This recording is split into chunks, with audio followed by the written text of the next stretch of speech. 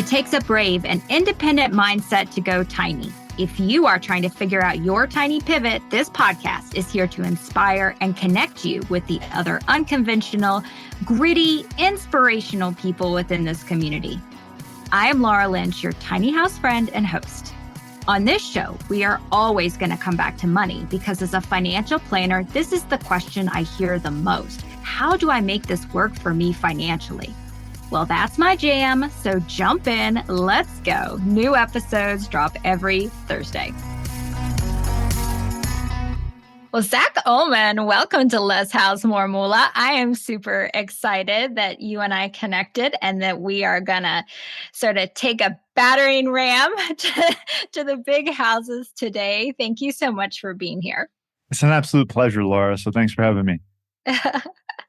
So when you and I first connected, I kind of, threw this idea at you that I'm super excited to talk with you about. And for our listeners, I just want to kind of go back to the beginning of what I said to Zach and what we're going to talk about today. And that is that the mortgage or home builder industry has done a very profitable job on selling us on the notion of buy as much house as we can afford. But what that does is puts us on the wrong side of the income equation and leaves us paying income to somebody else. And even to get access to the equity of that asset, we have to pay more interest. In fact, I have an article coming out on LinkedIn tomorrow about home equity and all of the cash out offers I'm getting from my mortgage company right now and what they actually are in reality.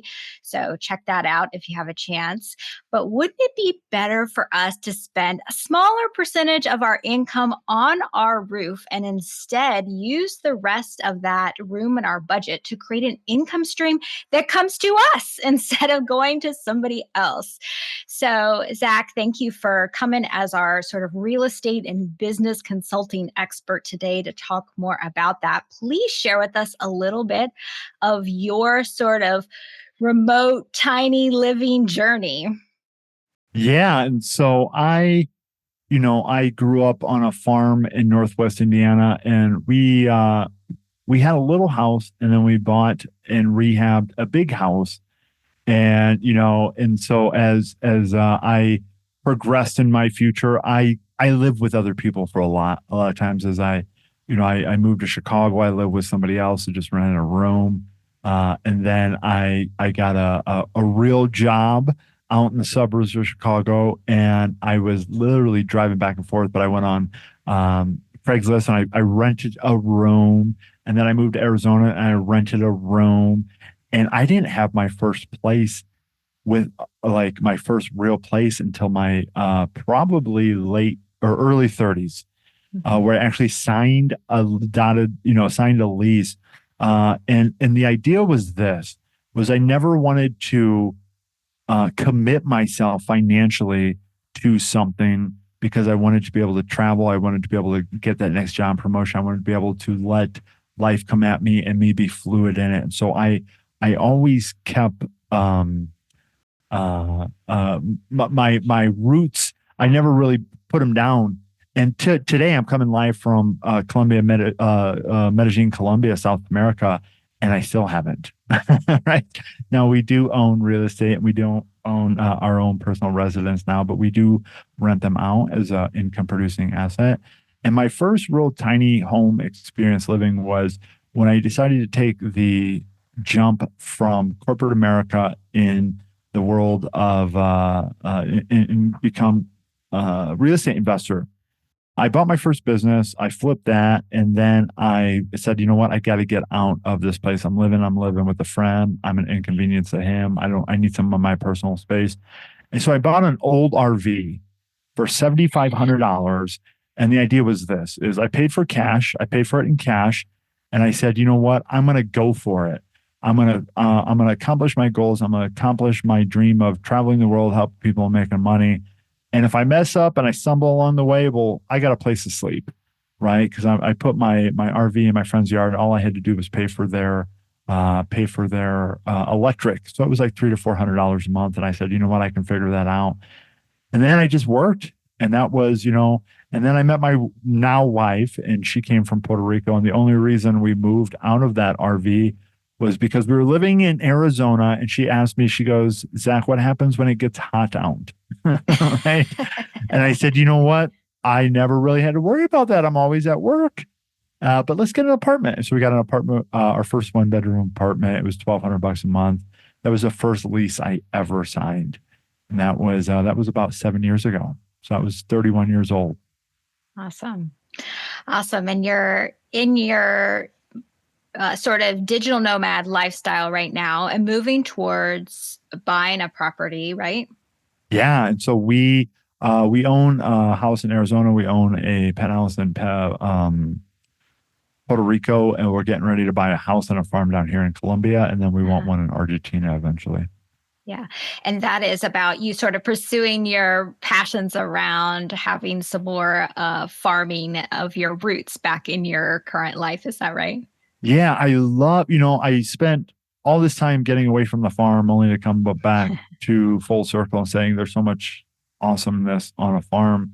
And so, yeah, we want to buy a farm down here in Colombia, and we want to, do farm to table. We want to make it an experience, have a short-term rental. We want to have a spa. I really love the meditation of the spa and the water treatments and all of that fun stuff. Just put it all in one spot, not only for the world to enjoy, but for us to enjoy. And then, do retreats there for our business endeavors, and just really live a creative life around it. Yeah.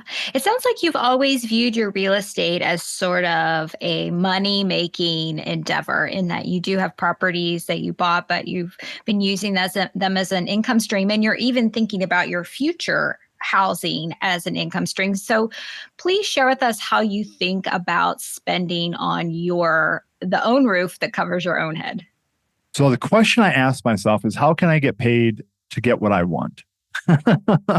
Right? It's like, how can I get paid to have a farm? How can I get paid to have a really cool spa and, the water treatments and all the stuff that I like, the steam rooms and the cold plunges?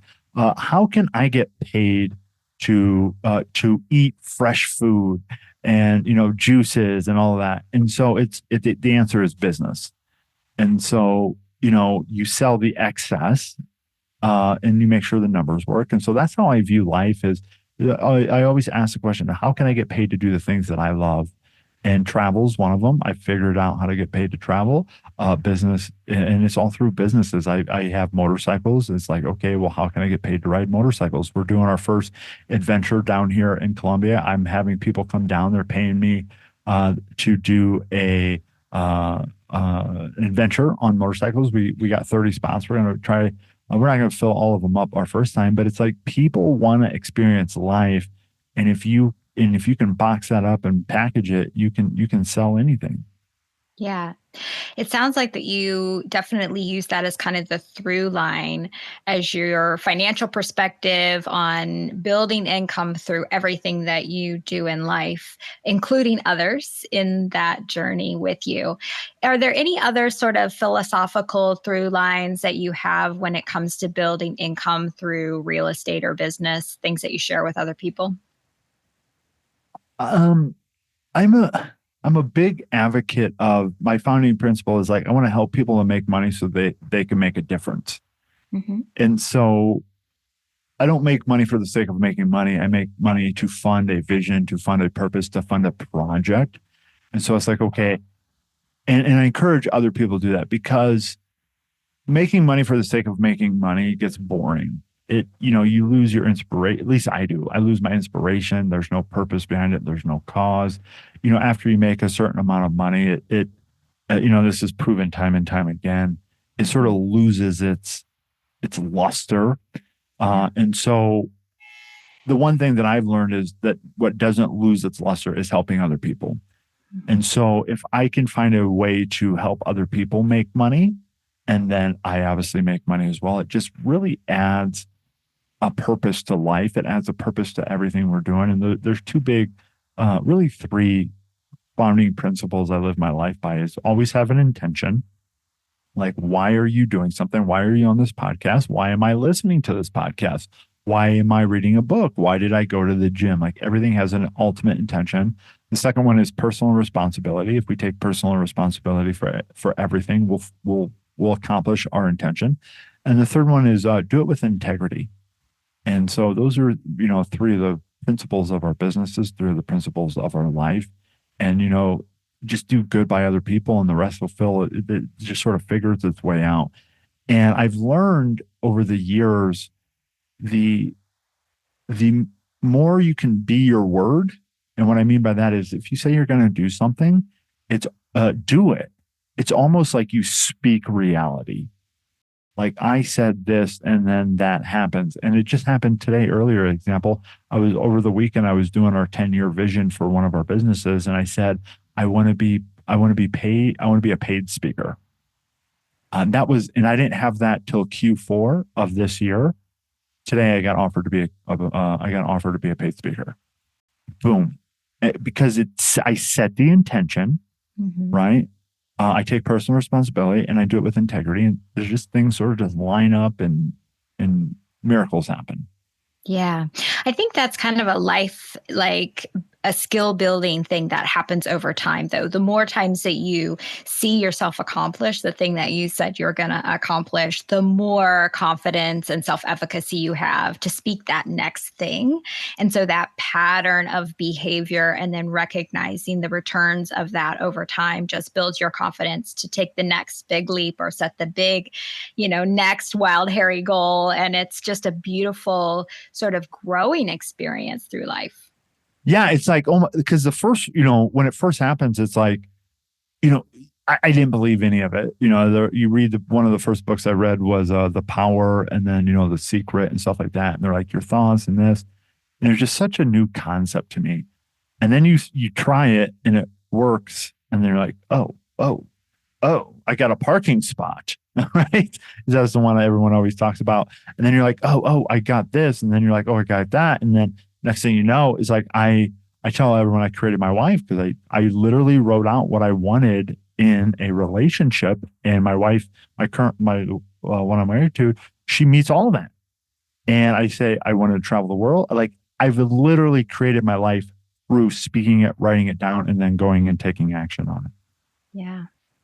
So beautiful. So you are actively involved in helping other people form businesses and create wealth for themselves and, do real estate investing. That seems to be something that you've been really engaged in over a number of years. What are Yeah. some of the creative ideas or income streams that you've helped people come up with or that you've seen kind of play out, because a lot about the tiny life is often about creating a creative way to make money, because people aren't all tiny house communities aren't located in, good job centers, right? Right. So the two things are, closely tied together. So what have you seen people do? What are, creative ideas that you've seen happen? Share with us a little inspiration on the start a business front. So here's what I've learned is once you learn how to make money, the concept of money, you can make it anywhere you go with anything. The key is understanding what's needed because, I've read so many books on money and there's this one thing that just came to my mind. It's like a BMW 750 or whatever, like the top BMW in New York could get $150,000. You take that same BMW and you put it in the Amazon in Brazil, and it's worthless. In fact, it's a liability. And so, there's things that you have to understand in the art of making money. I say it's an art rather than a science, is because there's so much that goes into it.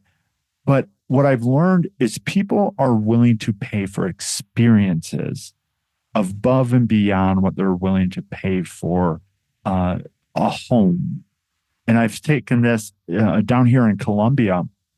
There, there's this, there was this family. They were farmers, and there was, I'm going to paraphrase because I don't know the exact details, but there was a handful of sons, and one of them got the best farmland. The second of them got the second, and the third one got a rock. Right? And the third one got a rock, and he's like, "Oh my god!" And the average person would complain about it, And what he did is he says, how am I going to take what I have and turn it into something that can sustain my goals and my vision? And he turned it and he climbed to the top of it. And today it's called El Peñon. It's a if you come to Colombia, it's specifically Medellin area. It's a tourist destination. They got helicopters that fly to the top of it now, and they're one of the richest families in the country right now. And it's because they learned how to take what they have and bring it to the marketplace, charge money for it. I climbed to it a couple times. We paid to climb to it. They got restaurants at the bottom of it, and they've built this whole community with of hotels and everything around it. I have paid to travel to some remote Amazonian jungles where there's absolutely nothing to stay. We camp, and it's survival.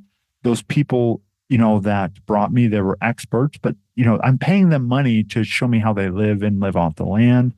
Mhm. And so stuff like that. And so, if I had to, start from scratch in some of these places, it's like, okay, what's the story that I could create about this rock?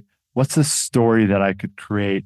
Let's say, you have a place out in the middle of nowhere where, well, some people want to go to the middle of nowhere and be left alone, right? And so you create a story and say, you know what? No cell phones allowed. In fact, we don't have internet, we don't have anything, we don't have electric, we do everything. We do it the old way so that you can, like you create that story for people to buy into. And so now it's not, someplace in the middle of nowhere that doesn't have the fringe benefits of internet and power and all of it. It's, hey, come and get disconnected. And so it's about controlling the context of that. And I've paid money to stay in a cave before. I've paid money to stay on the side of a mountain and, just to tell stories. I've paid money to work on a farm to, create that experience. And so and people, there's people that are willing to pay money for all those different types of experience. The question is can you wrap it up with a story, and, how much are they willing to pay, and does it make sense? Yeah. Yeah, it's so interesting. Many people are desperately seeking a reconnection with the earth or, with sort of our native abilities and all the things that we've lost due to our modern conveniences. And people are they're seeking those experiences again and that knowledge that we've lost over time. And definitely think that there is a lot of folks out there that are willing to pay for those opportunities for sure. What other things are you seeing in the groups that you're talking to? And you have a mastermind, I believe. What are other ideas that people are doing in this moment of in time that we're in, where we can work more remotely than ever? What are you seeing people doing right now? To make money? Yeah. Uh, you know, there's a lot of real estate, and I think it's oversaturated.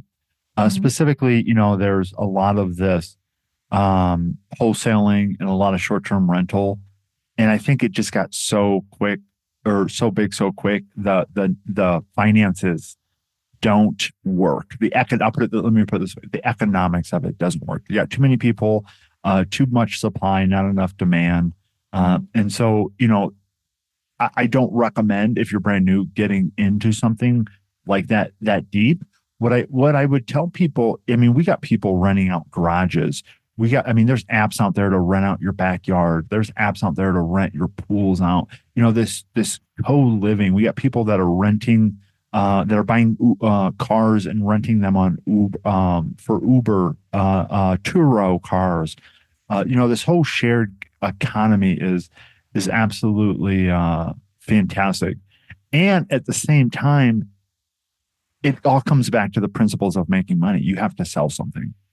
Mhm. And so as the world becomes smaller and smaller with AI, and the world becomes smaller and smaller with this, the willingness to hire remotely and work remotely. A lot of the people that maybe wanted to buy real estate, maybe they're doing jobs now. And there's nothing wrong with a job. I encourage people to get jobs. Because if you're really a business owner, it's a job. I mean, the context of it's the same. You know, you have responsibility, you're delivering on something, you have commitments, no different than a job. Your clients could leave you tomorrow, no different than a job. You know, but the question is what's the upside potential? Obviously, a business has a lot more upside potential than a job, but a job, oh my gosh, you get paid to acquire skill sets.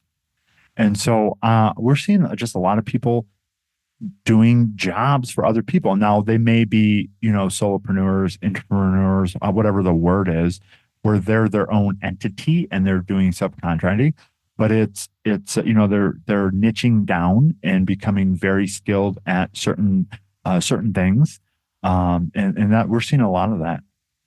Yeah, that's so interesting. How do you talk to people about the risk versus reward of starting a business versus a job? You just hit on, a couple pieces of that, if you start a business, your clients can leave you just like you can lose your job.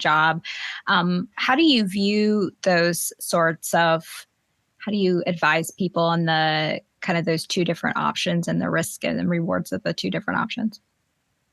You know, first off, is risk is diminished by cash in the bank. Right. And so if you got enough cash in the bank, I'd tell people have a year's worth of cash in the bank. That, I mean, you can turn a big ship around in a year. So if you got a business, you got a year's worth of cash, something goes astray, you can do a lot. If you're a W-2 employee, again, you can do a lot if you got a year. And so the first risk mitigation is get money in the bank. And then when people are starting, having the conversation of starting a business, what I say is, I warn people, because most people, they're sold the sexy side of the business, to do what you want when you want, to make the money, to be in control.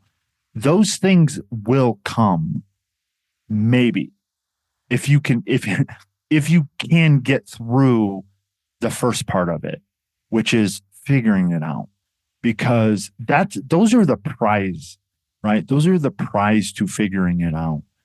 And the vast majority of people will never figure it out. I mean, we know the statistics on business failures.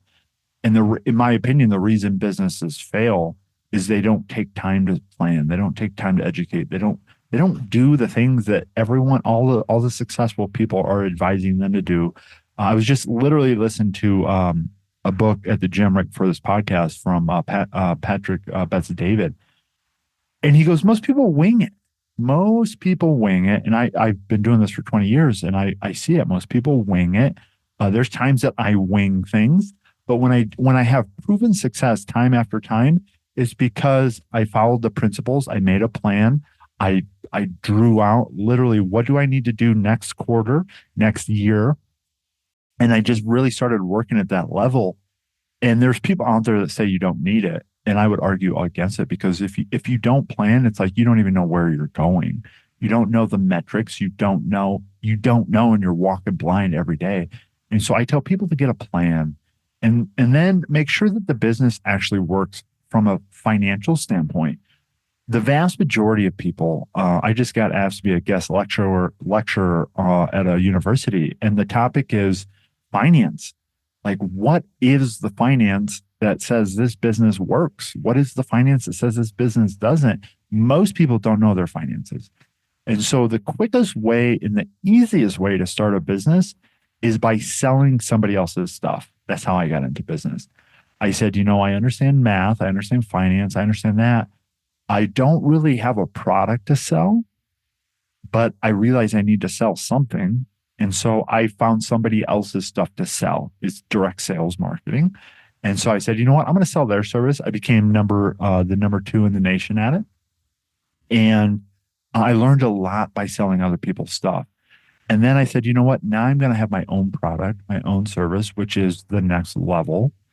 Because now you not only are you the salesperson, you're the creator and the fulfiller of it, which adds another layer of complexity. But I think people jump to that piece too soon. I think, a lot of people are naive in the sense that they think they know and they don't know. I know I was. And the rule that I've learned is if you can't sell, you will not be in business. You the because it's like, how are you going to make money?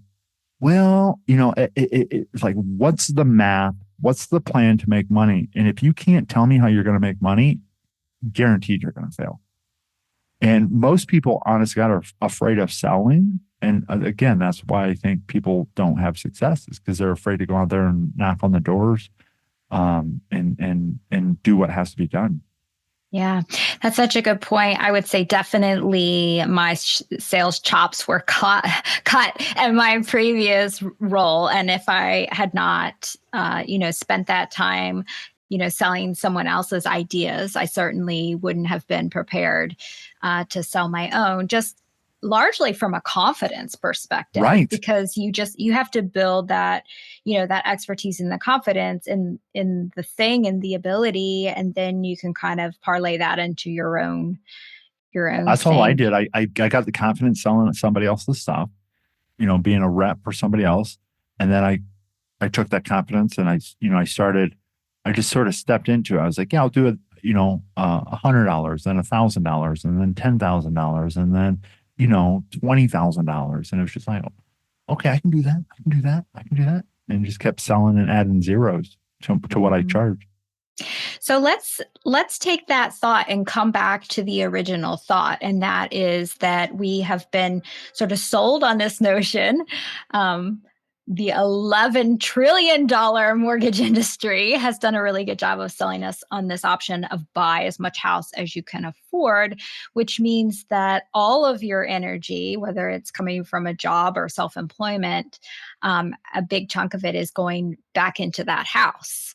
And so if we instead spend less on our housing, and then we take that additional income that we have, energy that we have, and we focus it in some sort of money making enterprise for ourselves to bring wealth back to ourselves, then we're able to be on the other side of that equation. So instead of paying somebody else so much income, we're receiving income. So tell us more about how you think about that from a real estate investing and a business perspective. Obviously, you've done a great job over your life of not sinking all of your resources into your roof, since you started out with a $7,500 RV. So share with us how you think about the percentage of your income you want to devote to your roof versus that money making piece. Yeah, I think, I'm a big advocate of it depends, right? It absolutely depends. What's your goal? Where are you at in your life? There's so many things. But the one thing that is consistent is, what's the plan, Mhm. right? What's the plan? And if you stick by the principles of having, cash in the bank, and, if you want to, there's people out there that you want a family of 12, well, that's a different than, my wife and I that have no kids and we want Sure. to travel out of a backpack. And I think, we were talking a little bit about the minimalistic idea as well that sort of goes in. And that was, for me, it was a mind shift of not getting pleasures out of materialistic stuff, but more getting the joy of the pleasures of life, and a quiet afternoon, spending time with loved ones, and really, where do you derive your happiness from? Mhm. And so I'm I'm of the mindset of, I want to be in a nice place with other people, right? With quiet, because I've stayed in places where it was cheap, right? From a pure financial standpoint, it was cheap, and it wasn't conducive to the creation process, Mhm. right? Because the people around me, they were on different life paths. I'll put it that way, right? And so there's this conversation about, well, you're a product of the five people you hang around. Mhm. And it's absolutely true. And so it's like, well, I want to be around other people. I want to be around other wealthy individuals. Well, that typically means you're going to have to spend a little bit more money on the house. And so it's such a complex conversation. Mhm. And, right, I'm a believer of you don't really need that much. Like, I'm in a place right now here in uh, Medellin. We pay $2,200 a month, and it has everything we need. It has two offices for me and my wife.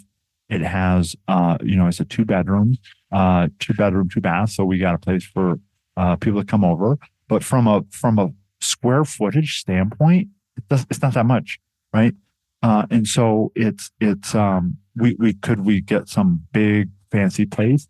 Yes, but as many studies prove, most of there's these studies they've proven they take these big houses and then they do a heat map of it. There's like three rooms people spend the time in, like Mhm. like the kitchen, the family room, and like the bedrooms. And so when you have these big, gaudy, audacious houses, you don't use them. The gentleman that just passed away, Charlie Munger, he's Warren Buffett's right hand, Mhm. partner. He was sharing. He goes, I could have bought the biggest house, but he goes, everybody I know that bought the big house, it comes with more problems. And I Mhm. and I talk to a lot of these wealthy individuals.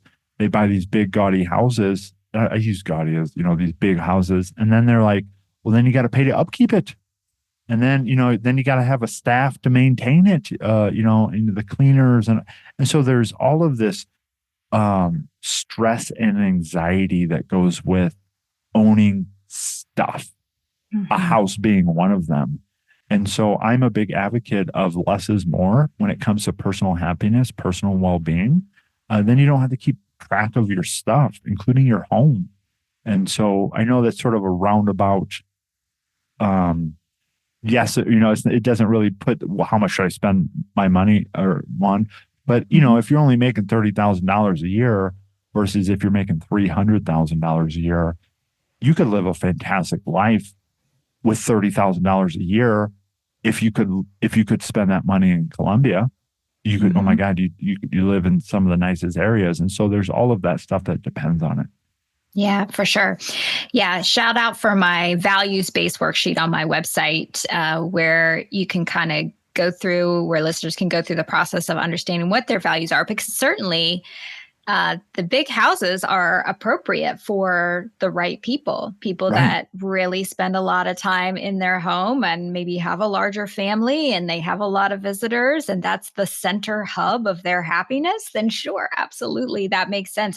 It's just know what is important to you and align your dollars with what is important to you That's instead it. of aligning your dollars with the default of what you've been told is supposed to be important to you. Right. Like I get my joy from travel. I get my joy from adventure. I just bought a $33,000 motorcycle. Right. And it's like, well, a lot of people would look and they go, why? And I go, because I love riding it. I'm going to drive it from Alaska to Argentina. I love safety. I love this. I love that. And that's what I get fulfillment out of is riding motorcycles. And some people just think it's probably silly, but like I love how you say it. Where do you get value from? Mhm. And you probably will be doing that with other like minded people. Therefore, you'll have like Yes, the social element to that and the relationship element to that. And you'll get to meet awesome people all along your journey, again, connecting in a human way absolutely. over. And so it's not really about the motorcycle, it's really about the experience and the connections that Absolutely. The surround that lifestyle. one of the reasons I bought is, it's a BMW motorcycle is the BMW community worldwide is they're very tight knit. Mhm. They have Facebook groups. I'm on WhatsApp groups. I'm on, and it's like, oh, you're one of us. Come in and welcome to the party. And there's like this instant connection. And I Mhm. want it in that community where we're talking about, you're a product of the five people you hang around. I want to be around people that have influence, that have financial resources, that have capacity to build businesses, that have capacity to travel, that have capacity to do those things that I want to do so I can be around them and we can create a life together. Yeah. Yeah, that's like 50% of the reason why I'm moving into a tiny house is because of the tight knit community and the you're one of us and the way that the tiny living community is co-supporting of each other, and it's that grassroots connection that we don't have in a broader society that's really attractive at this moment when we feel so isolated. Absolutely. Yeah. That's one thing, I did a speak presentation training on this about building community. And I mean, we all are part of a default community. Everywhere we go, we're part of, there's geographical communities, there's interest communities, but you're in a community whether you know it or not. The question is, do you want it to be intentional? And so I intentionally want to be in certain communities around business and adventure and travel. And so absolutely it makes all the difference. Awesome. So, is there anything exciting that you're seeing in this moment in time when it comes to housing or ideas around housing? We're obviously in kind of a unique space, at least in the United States, where inventories are low. People aren't willing to put their house on the market due to their, kind of locked in 3%. And yet prices are high and interest rates are high. You mentioned earlier, it seems like that kind of the market has been flooded with short-term rentals. Anything interesting in housing that you're seeing right now that you want to point out? We're seeing a lot of seller financing, the subject to, there's a couple guys that made it really, just blew it out of the water. And so, that's a big thing of selling property subject to with existing mortgage in place, which really opens up the door. But on the back end, like you said, they sell it subject to, but then they have to go out into the marketplace and buy at 6, 7, 8% interest rates. Mm-hmm. And so it's an interesting time in the sense of, there's natural economic conditions and then there's forced policies. And so a lot of these forced policies are driving people. I've seen people up in some of these more expensive areas like Seattle. They're renting half of their bed. Like they're like not a bedroom. They're renting. Hey, you can have that side of my king size bed, and that's where it's gotten. It's like, oh my gosh, I'm grateful that I don't have to rent out my bed. But at the same time, there's people out there that they haven't developed themselves in the skill set of, making money or maybe even managing a budget. And so they don't know how to do that stuff. And so there's, people renting out co-living, transitional housing where, you're getting 3-4 bunks in a room just so people can maintain. We're seeing a lot of that, assisted living. I actually am a fractional CFO for a assisted living company. And that is huge right now as the baby boomers progress into, the next stage of their life. There is such a demand for it. And there's such a demand for people that do it with integrity and treat people with honor and respect. There's some big laws that just happened, specifically with my clients in Arizona, where a lot of people were cheating the system. And so they just came in and they cleaned some house and said, hey, we're not allowing this anymore. A lot of people got kicked out. Another one we're seeing is sober living with all the drug problems and the alcohol problems is, people that with sobriety that want to get out there. And so I'll call it more of business that deals with real estate, businesses that deal with real estate. Interesting. Well, Zach, thank you so much for your perspective. Please share with listeners how they can find you, connect with you, what you're offering out in the marketplace yourself, all of your links and all of that. Yeah. So the best way to find me is my blog that has everything on there, indianaoehlman.com. So Indiana, like the state, Oehlman, OEHLMAN.com. We have financial services businesses. We have real estate investing businesses. The idea is we help people start, scale, and sell businesses and then reinvest that money back into real estate. And we provide the resources, education, training, whatever you need to either do it yourself or have us help you do that in all aspects of business. Awesome. With a little adventure on the side. Of course, you need some motorcycles and some travel. That's part of it. Awesome. Well, Zach, thank you so much for sharing your story and your perspective and your sort of real world in the moment guidance as far as what's happening in the marketplace today. Well, thanks for having me, Laura.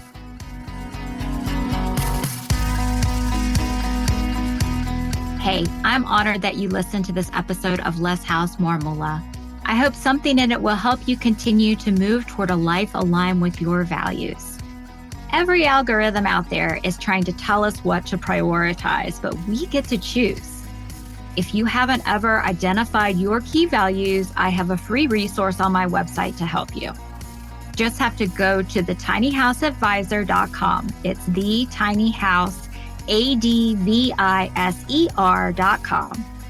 At the bottom of the page, you can grab the Tiny Life Values worksheet. When we design a life around what is our core truth, we shortcut to deep fulfillment. See you next Thursday.